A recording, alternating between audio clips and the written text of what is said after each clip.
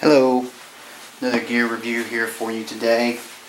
Today I will be showing you the Exped Air Mat UL 7.5. Yeah, the Air Mat Basic UL 7.5.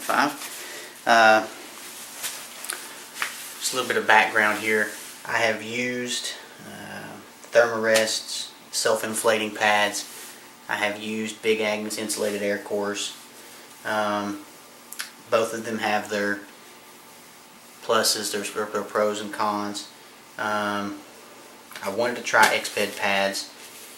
Can't really find anywhere around here that sells them. So I had to order this one off the internet. Actually found it on sale and thought, well, might as well get myself a summer pad, and give it a shot. So just a little bit of a update here on it. All the specs and stuff you can find off the internet. I'm not going to go through all of that. It does come with a patch kit. This actually is the schnozzle. I picked it up. It actually works in conjunction with my shrink bag to fill the pad up. I'll demonstrate that in a little bit. Very nice little setup they have there. This bag is super small, as you saw just then in the package when it was in its stuff sack there. Very small pad, rolled up, very thin. This material is ultra thin, especially compared to my Big Agnes pad. This is extremely thin. Now, one difference that you'll see is when I inflate this, is that these are welded through baffles. You hear a lot of people talk about how that's a negative. To me, it doesn't make a difference. You hear people on the internet, and you see these reviews talking about the welded through design. Makes it feel like it's a pool toy or a raft. I really don't get that impression. My Big Agnes insulated air core is very comfortable, and it is insulating, whereas this has no insulation, so it's only a summer pad. It's still very comfortable. It's actually a little bit thicker than my Big Agnes, which isn't an overall huge selling point to me.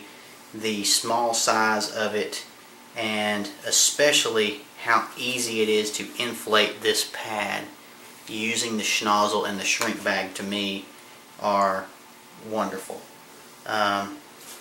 Also, I love the flat valves. My insulated air core, a couple times I have not gotten the valves, the brass valves, to seat properly, and they have leaked out overnight.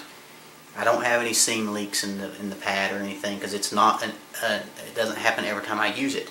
But the brass valve sometimes does not seat properly, and it'll leak out. So I have not had any problems with this pad leaking. As you can see, there's an inflate tab and there's a deflate tab. Inflate, just pull the tab up. There's a little flapper in here to keep it from losing air once you fill it up. Give you a little demonstration here. Schnozzle.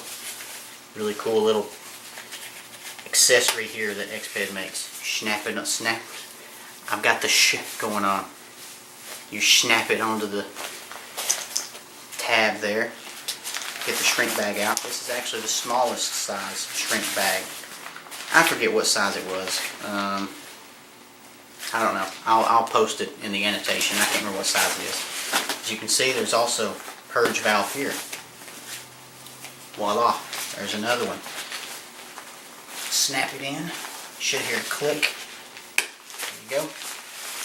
When you're ready to fill it up, let's flip all this over. Actually, make it a little bit easier. Flip it all over. Spin this around so that it's unimpeded. And I'll go and start pumping.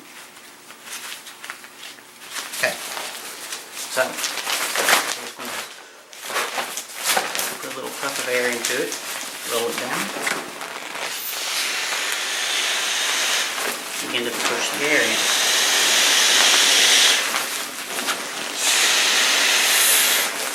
Same thing.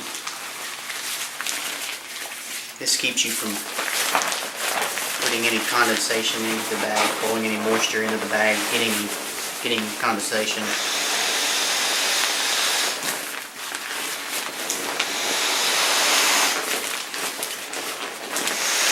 it saves your lungs, especially if you've done a long hike in.